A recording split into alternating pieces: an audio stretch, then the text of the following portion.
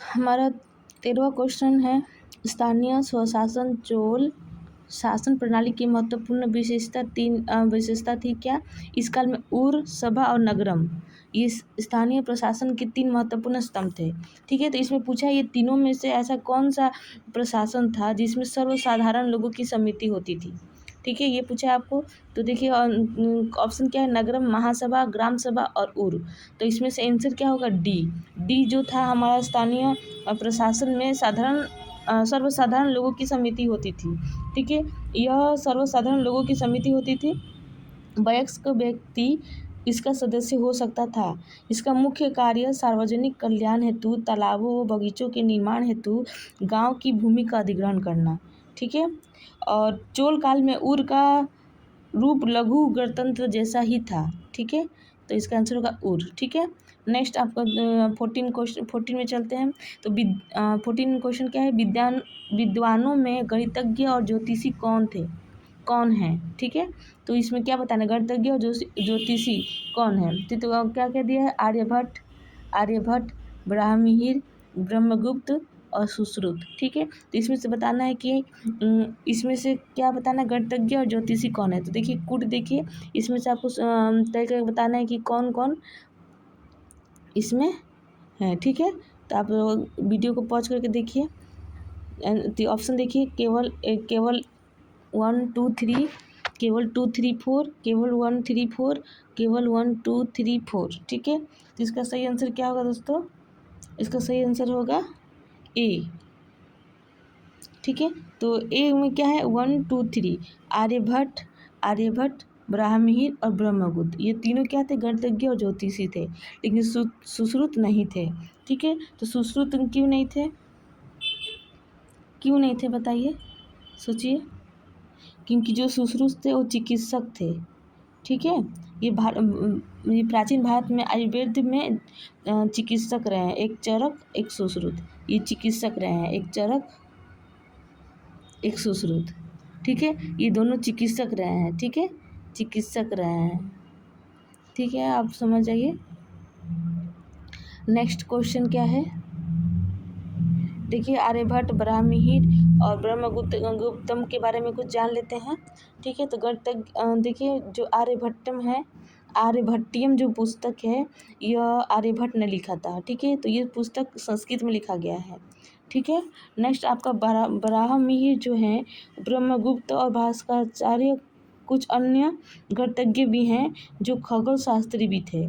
ठीक है, कौन कौन, ब्राह्मीण, ब्रह्मगुप्त और भास्कराचार्य। ठीक है, ये गणितज्ञ और खगोल शास्त्री दोनों थे। ठीक है, उसके बाद देखिए और ब्रह्मगुप्त और ब्राह्मण समझ में आ गया। ब्रह्मगुप्त और ब्राह्मण क्या थे, हमारे क्या थे, खगोल शास्त्री थे। ठीक है, और गणितज्ञ भी थे और खगोल शास्त्री भी थे। ठीक है, और लेकिन आर्यभट्ट हमारे क्या थे, आर्यभट्ट हमारे गणितज्ञ थे जो आर्यभट्टियम का रचना किए थे। ठीक है, और सुश्रुत हमारे आयुर्वेद में चिकित्सक माने जाते हैं, सुश्रुत और चरक। ठीक है, नेक्स्ट क्वेश्चन क्या है, देखिए नेक्स्ट क्वेश्चन क्या है, 15 नंबर क्वेश्चन क्या है, इसमें कितने युग्म सुमेलित है बताइए। ठीक है, तो इसमें आपको देखना है, इसको 4 दिया है, स्तूप, टावर, शिखर, मंडप, गर्भगृह। ठीक है, तो आपको इसमें कितने युग्म सही है वो बताना है। ठीक है, तो आप देखिए, तो इसमें 1 युग्म, 2 युग्म, 3 युग्म, सभी युग्म, मतलब आपको कितने सही इसमें बताने हैं। तो आप इसको अच्छे से करने की कोशिश कीजिए। ठीक है, इसका आंसर है बी, 2 युग्म। ठीक है, तो इसमें कौन कौन सा सही है बताइए। चौथा नंबर जो लिखा है गर्भगृह, वह स्थान जहाँ देवता की छवि स्थापित थी, ये सही है। ठीक है, उसके बाद तीसरा युग्म जो लिखा है मंडप, मंदिरों का वह स्थान जहाँ लोग एकत्र हो सके, ये भी सही है। ठीक है, लेकिन ये ऊपर के जो दोनों हैं वो गलत है। क्यों, जो स्तूप है वो टीला होगा, जो शिखर है वो टावर होगा। ठीक है, ये दोनों को एक्सचेंज कर दिया है, इसलिए इसमें से केवल 2 युग्म सही हैं। ठीक है, नेक्स्ट क्वेश्चन चलते हैं हम। दोस्तों आप वीडियो को लाइक करिए, सब्सक्राइब कर लीजिए। उसके बाद आपको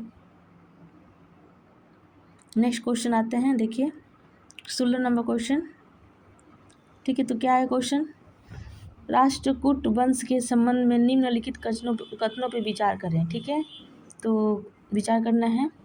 राष्ट्रकूट शासक अमोघ वर्ष ने कविराज मार्ग की रचना की थी। दूसरा स्टेटमेंट क्या है, भदौड़ा अभिलेख में एलोरा के कैलाश मंदिर की भव्यता का उल्लेख मिलता है। ठीक है, तो आपको बताना है कौन सा कथन सत्य है। ठीक है, आपको बताना है कौन सा कथन सत्य है। ठीक है, तो आप अच्छे से देखिए कौन सा कथन सत्य है बताना है। ठीक है, तो इसमें सही आंसर बताइए क्या होगा। देखिए क्या दिया है, राष्ट्रकूट शासक अमोघ वर्ष ने कविराज मार्ग की रचना की थी, ये बिल्कुल सही है। ठीक है, भदौड़ा अभिलेख में एलोरा के कैलाश मंदिर की भव्यता का उल्लेख मिलता है, ये भी सही है। तो इसके हिसाब से हमारा आंसर होगा सी। ठीक है, सही आंसर होगा सी। ठीक है, नेक्स्ट हम 17वां क्वेश्चन में चलते हैं। 17 नंबर क्वेश्चन में चलते हैं। 17वां क्वेश्चन क्या है, दिल्ली के शासकों को कालानुक्रमिक क्रम में व्यवस्थित करें। ठीक है, तो ये दिल्ली पे जितने शासक हुए हैं उसके हिसाब से कौन शासक पहले आए हैं उसको आपको लिखना है। ठीक है, तो आप देखिए अच्छे से, वीडियो को स्किप करके देख लीजिए और इस क्वेश्चन को बनाने की कोशिश कीजिए। ठीक है, इसका सही आंसर है बी। क्यों, राजपूत पहले आए, उसके बाद तुर्की शासन, उसके बाद खिलजी वंश, उसके बाद तुगलक वंश और सैयद वंश। ठीक है, तो दोस्तों राजपूत राजवंश जो थे वो कब आए थे, आप लोग बता सकते हैं, क्योंकि वो राजवंश है ना, तो राजवंश है तो ये सब राजवंश हमारे भारत में सबसे पहले राजाओं का वंश चलता था, तो ये राजपूत राजवंश सबसे पहले होगा, उसके बाद ही बाकी सब शासकों का आगमन हुआ है। ठीक है, तो सबसे पहले राजपूत है जो राजवंश था। नेक्स्ट आपका सबसे पहले उसके बाद तुर्की आया। तुर्की कब आया, 1206 में आया और 1290 तक इसका शासन रहा है। कितना तक, 1290 तक इसका शासन रहा है। ठीक है, उसके बाद नेक्स्ट आपका खिलजी वंश आया। तो खिलजी वंश आया तो 1320 में खिलजी वंश में तुगलक, एक मिनट दोस्तों, हाँ, उसके बाद खिलजी वंश आया था। नेक्स्ट उसके बाद आपका खिलजी वंश के बाद आपका तुगलक वंश आया, उसके बाद सैयद वंश आया। ठीक है, तो आपका तुगलक वंश आया था ये आपका 1320 से लेके 1414 तक, और आपका खिलजी वंश आया था 1290 के बाद 1320 तक। ठीक है, समझ में आ गया। और सैयद वंश लास्ट में आया, सबसे लास्ट में आया, जिसका 1414 से लेके 1451 तक। ठीक है दोस्तों, नेक्स्ट आते हैं हम दूसरे क्वेश्चन पे। ठीक है, इसमें आंसर होगा बी।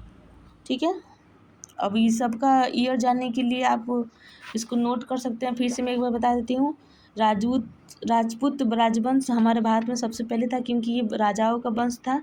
ठीक है, बाद में बाकी लोगों का आक्रमण हुआ है, मुसलमानों का आक्रमण हुआ, तो सबसे पहले तुर्की आए। ठीक है, तुर्की 1206 से लेके 1290 तक शासन किए, और उसका खिलजी आए। खिलजी आपका 1290 से लेके 1320 तक शासन किए। उसके बाद आपके आए तुगलक वंश, जो 1320 से लेकर 1414 तक शासन किए। उसके बाद आपका सैयद वंश आए, आपको 1414 से लेके 1451 तक शासन किए। ठीक है, नेक्स्ट हम आते हैं 18 नंबर क्वेश्चन में। ठीक है, 18 नंबर क्वेश्चन में आते हैं, एक मिनट दोस्तों, देखिए आ गया, दिल्ली सल्तनत का कौन सा शासक सैन्य सेवा के लिए खरीदे गए विशेष दासों का पसंद करता था। दासों का पसंद, जिसे बंदगान कहा जाता था। ठीक है, तो आप तो जानते हैं कि कौन सा शासक गुलाम को पसंद करता था, जिसका ये सही सबसे आसान है, इल्तुतमिश। ठीक है, इल्तुतमिश जो है उसको बंदगान कहा जाता था। ठीक है, तो बंदगान इसको क्यों कहा जाता था ये भी जान लीजिए। इल्तुतमिश ने सैन्य सेवा के लिए खरीदे गए अपने विशेष दासों को सबसे पहले उनका महत्व देता था। जिन्हें फारसी में बंदगान कहा जाता है। ठीक है, तो मतलब ये अपने दासों को, विशेष दासों को महत्व देता था, इसलिए इसको फारसी भाषा में बंदगान कहा जाता था। ठीक है, उन्हें राज्य के कुछ सबसे महत्वपूर्ण राजनीतिक कार्यालयों को संभालने के लिए सावधानीपूर्वक प्रशिक्षित किया भी गया था। ठीक है, फिर चूँकि वे पूरी तरह से अपने मालिक पर निर्भर थे, इसलिए सुल्तान उन पर भरोसा करता था। ठीक है, तो बंदगान जो थे आपके गुलाम थे। ये कौन करता था? इल्तुतमिश था। अपने दासों पे अच्छे से भरोसा करता था, उनको प्रशिक्षित भी किया था और वो अपने सारे कार्यालयों में उनको काम के लिए रखा था। ठीक है, कौन था? इल्तुतमिश था। Next question 19 number. ठीक है, निम्नलिखित कथनों पर विचार करें। दिल्ली सल्तनत काल के दौरान एकता को भूमि के रूप में संदर्भित किया जाता था। एकता को भूमि के रूप में संदर्भित किया जाता था। एकता धारकों को मुक्ति कहा जाता था। इल्तुतमिश के शासनकाल के दौरान दिल्ली सल्तनत पर मंगोलों के हमले बढ़ गए। गयासुद्दीन तुगलक ने राजधानी को दिल्ली से देवगिरी स्थानांतरित कर दिया। ठीक है, तो इसमें बताना है कौन सा कथन सही है। ठीक है, इसमें बताना है कौन सा कथन सही है। ठीक है, तो आप वीडियो को पॉज करके इसको सॉल्यूशन करने की कोशिश कीजिए। ठीक है, इसका सही आंसर आपका होगा सी। ठीक है, 1 और 2 आपका सही है। ठीक है, दिल्ली सल्तनत काल के दौरान एकता को भूमि के रूप में संदर्भित किया जाता था, बिल्कुल सही है। एकता धारकों को मुक्ति कहा जाता था। ठीक है, नेक्स्ट आपका तीसरा नंबर क्या है? इल्तुतमिश के शासनकाल में के दौरान दिल्ली सल्तनत पर मंगोलों के हमले हुए थे। ये गलत है। क्यों गलत है? क्योंकि अलाउद्दीन खिलजी के शासनकाल में हुए थे, न कि इल्तुतमिश के शासनकाल में। ठीक है, अलाउद्दीन खिलजी के समय में मंगोलों के हमले हुए थे, हम लोग बढ़ गए थे। ठीक है, यहाँ पे बढ़ गए पूछा है, तो मंगोलों के हमले कब बढ़ गए थे? इल्तुतमिश के शासनकाल में नहीं, अलाउद्दीन खिलजी के शासनकाल में। ठीक है, अलाउद्दीन खिलजी के शासनकाल में। ठीक है, नेक्स्ट देखिए, नेक्स्ट क्या है? गयासुद्दीन तुगलक ने राजधानी को दिल्ली से देवगिरी किया था, तो ये भी आपका गलत है। क्यों गलत है? क्योंकि मोहम्मद बिन तुगलक ने किया था। यहाँ पे गयासुद्दीन तुगलक ने किया था, मोहम्मद बिन तुगलक ने दिल्ली से देवगिरी किया था। ठीक है, इसलिए ये तीसरा क्वेश्चन भी, चौथा स्टेटमेंट भी गलत है। ठीक है, तो इसका सही आंसर होगा आपका सी। ठीक है, अब आते नेक्स्ट क्वेश्चन आपका 20 नंबर। ठीक है, 20 नंबर देखिए, हमारी इस सीरीज का आज का अंतिम प्रश्न है ये। ठीक है, आप लोग का प्यार बना रहे, आप लोग लाइक करेंगे, सब्सक्राइब करेंगे, तो मैं इसी प्रकार हर दिन 10 क्वेश्चन लाते रहूँगी और समय के साथ क्वेश्चन की संख्या बढ़ती जाएंगी। ठीक है, बस आप लोग का प्यार चाहिए, आप लाइक करें, सब्सक्राइब करें। ठीक है, आपको अच्छा लगता है तो लाइक करें, और नहीं तो आप अपना कमेंट भी कर सकते हैं, अपने सुझाव भी दे सकते हैं। Next question 20 number.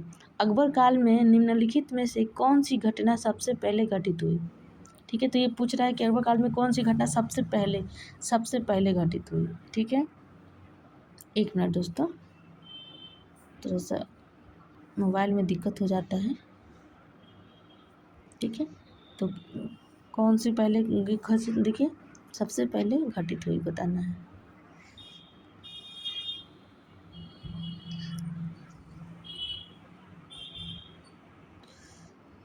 एक नंबर, फतेहपुर सीकरी की स्थापना, मनसबदारी प्रणाली की शुरुआत, दीन इलाही की स्थापना, या फिर जजिया कर की समाप्ति। ये पूछ रहा है कौन सा घटना सबसे पहले हुई। ठीक है, तो आप इसको कोशिश कीजिए करने की। तो सबसे पहले देखिए, पहले हम जानेंगे कौन सी घटना कब हुई थी। जो फतेहपुर सीकरी की जो घटना है वो कब हुई थी? फतेहपुर सीकरी की स्थापना कब हुई थी? 1571 में। 1571 में।